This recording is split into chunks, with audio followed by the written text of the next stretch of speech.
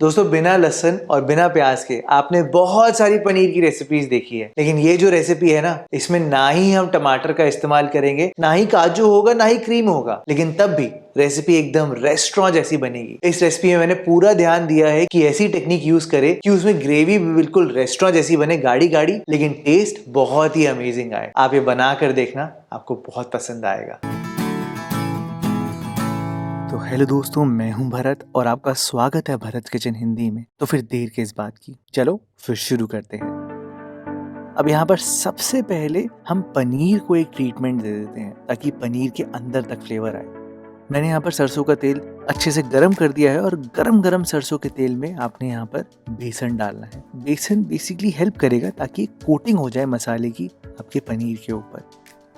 तो बेसन को आप जब डालो तो आप हल्का सा रोस्ट जरूर कर देना, और रोस्ट करने के बाद बेसिक चीज़ें जैसे कि कश्मीरी लाल मिर्च और हल्दी पाउडर तो आपने डालना है। उसके अलावा आप यहाँ पर जीरा डालना भुना हुआ, धनिया पाउडर डालना, गरम मसाला डालना, और कसूरी मेथी कैसे भूल सकते हो, तो कसूरी मेथी ज़रूर डालना। और यहाँ पर तो हमें बहुत ज़रूरी है कसूरी मेथी की, क्योंकि यहाँ पर फ्लेवर देने के लिए बहुत कम चीज़ें हैं दोस्तों। आप यहाँ पर इन मसालों को बेसन के साथ हल्का सा रोस्ट ज़रूर कर लेना ताकि और भी फ्लेवर इन्हांस होकर आए।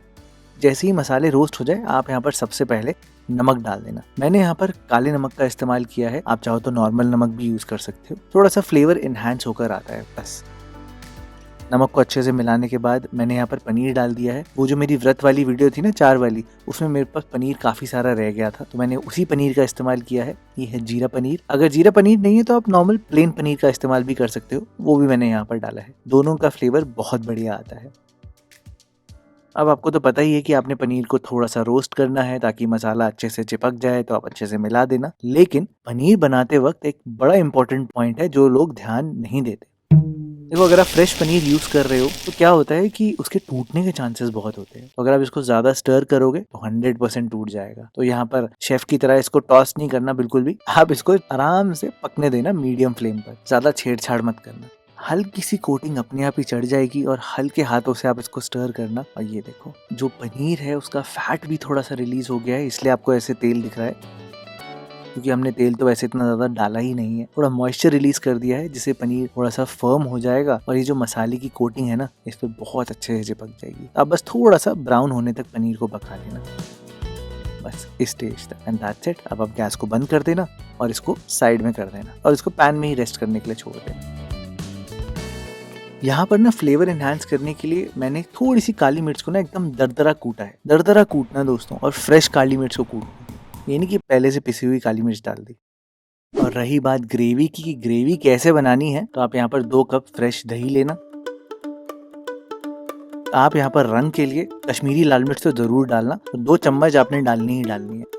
उसके साथ साथ मैंने भर के धनिया पाउडर डाला है, नमक तो आएगा ही। इन सब के अलावा इसको बाइंड करने के लिए और कलर एनहांस करने के लिए हल्दी पाउडर और बेसन, ये आप जरूर डालना। दोस्तों, आपको यहाँ पर काजू मगज पीस के डालने की कोई जरूरत नहीं है, या क्रीमें डालने की कोई जरूरत नहीं है। इसको इतना हैवी नहीं बनाना हमने। मैं चाहता हूँ आप इसको बिल्कुल लाइट बनाओ ताकि आप इसको कभी भी खाकर एंजॉय कर सको, इसलिए मैंने ये सब चीजों का इस्तेमाल किया है।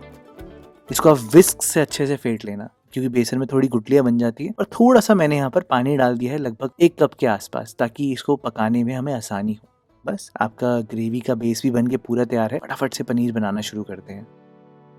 पनीर बनाने के लिए मैंने पैन में यहाँ पर घी का इस्तेमाल किया है। कोशिश करना दोस्तों घी का ही इस्तेमाल करना, क्योंकि दही जब ज्यादा पकाते हो ना, हल्की सी खटास छोड़ती है, चाहे एकदम फ्रेश दही भी हो। तो उसको बैलेंस आउट करने के लिए घी बड़ा काम आता है। घी आप डालना 2 चम्मच बहुत होंगे, इससे ज्यादा डालने की कोई जरूरत नहीं है। अब दोस्तों, मुझे कमेंट सेक्शन में ये मत बोलना कि भरत भाई आपने इसमें बहुत तेल डाला है, बहुत ज्यादा तेल दिख रहा है। ऐसा नहीं है दोस्तों, मैंने यहाँ पर सिर्फ 2-3 चम्मच ही तेल डाला है। लेकिन क्या होता है कि इस रेसिपी में कोई भी बेस इंग्रेडिएंट नहीं है, प्याज नहीं है, टमाटर नहीं है, और प्याज टमाटर थोड़ा सा तेल एब्जॉर्ब कर लेते हैं। यहाँ पर दही है, दही जो है वो अपना तेल छोड़ देती है, और तो और दही बहुत जल्दी पक जाती है, इसलिए आपको थोड़ा सा ज्यादा तेल दिखेगा। अब बस गरम गरम घी में आप यहाँ पर जीरा डालना, साथ साथ हींग जरूर डालना, वो भी अच्छी क्वालिटी की। हींग बहुत फ्लेवर के लिए जरूरी है।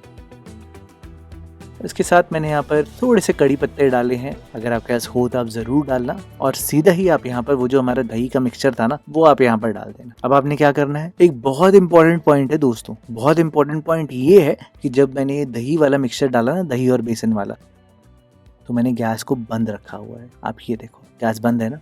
बहुत इंपॉर्टेंट चीज़ है दोस्तों, हमने दही को वैसे तो बहुत सपोर्टर दिए हैं जैसे कि बेसन है, मसाले हैं, लेकिन हमने गैस बंद करके एक और सपोर्ट दिया है ताकि वो फटे ना।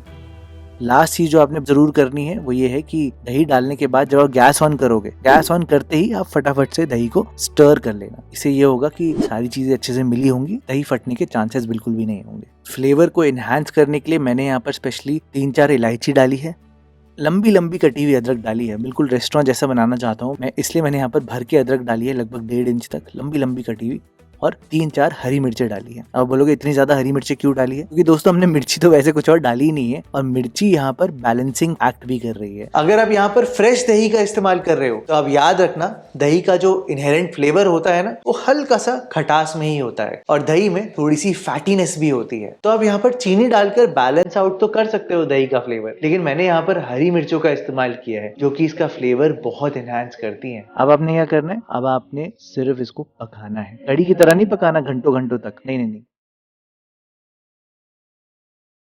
आपको इसको 10-15 मिनट लगेंगे पकाने में, और सिर्फ तब तक पकाना है जब तक कि इससे तेल अलग नहीं हो जाता। आप देखो, मैंने आपको सीधा ही टाइम लैप्स में दिखा दिया है कि मैंने भी इसको कोई बहुत ज्यादा नहीं चलाया, मैंने इसको सिर्फ तब तक पकाया है जब तक तेल अलग नहीं हो जाता। ये देखो आप, बिल्कुल इस स्टेज तक, और इस स्टेज में आप देख सकते हो कि टेक्सचर भी बहुत अच्छा आ गया है। आप अपने हिसाब से यहाँ पर एडजस्टमेंट कर सकते हो कि आपको कितना पतला रखना है, कितना गाढ़ा रखना है, वो बिल्कुल आपके ऊपर। हाँ, लेकिन जब तेल अलग हो जाए तो आप यहाँ पर पनीर डाल देना सारा, पनीर को अच्छे से मिलाना, और अब आपने बस एंड की चीज़ें डालनी है, जैसे कि मैंने यहाँ पर कसूरी मेथी डाली है जिसके बिना इनकम्प्लीट है, गरम मसाला डाला है, धनिया डाला है एकदम फ्रेश, और जो काली मिर्च हमने कूट के रखी थी ना, ये आप यहाँ पर डाल देना। इसको थोड़ा बैलेंस आउट करने के लिए मैंने पानी डाल दिया है अभी, और इसको अच्छे से मिलाकर आप ढककर छोड़ देना लगभग 5 मिनट के लिए, एकदम लो फ्लेम पर इसको पकने देना। 5 मिनट के बाद दोस्तों मैंने यहाँ पर गैस को बंद कर दिया था, और मैंने इसको पैन में ही छोड़ दिया था 5 मिनट और, ताकि सारे फ्लेवर इन्फ्यूज हो जाए। ये देखो आप, कुछ कुछ ऐसा मिले। अब ग्रेवी का टेक्सचर देखो, बहुत ही बढ़िया है, बिल्कुल रेस्टोरेंट स्टाइल। कोई कह ही नहीं सकता कि इसमें क्रीम नहीं है, काजू नहीं है, ये सब चीज़ें नहीं है, और उनकी आपको ज़रूरत भी नहीं है दोस्तों। आप देख ही सकते हो इसमें तेल कैसे अलग हो चुका है, क्योंकि हमने इतना कम तेल डाला है ना। बहुत बढ़िया बात। आप इसको पराठे, चावल, रोटी, किसी भी चीज़ के साथ खाकर देखना, सब घर में बहुत खुश हो जाएंगे, और कोई ये नहीं बोलने वाला कि इसमें प्याज लहसुन डला ही नहीं है। दोस्तों, ये रेसिपी तो आपको बहुत पसंद आने ही वाली है, और आपकी प्रॉब्लम भी सॉल्व हो जाएगी इस रेसिपी से। लेकिन सिर्फ पनीर ही नहीं, मैंने राजमा भी, आलू वड़ी भी, ये सब बनाई है बिना टमाटर के। तो आप चाहो तो आप ये वीडियोस भी देख सकते हो, और ये आपके बहुत काम आएगी अभी।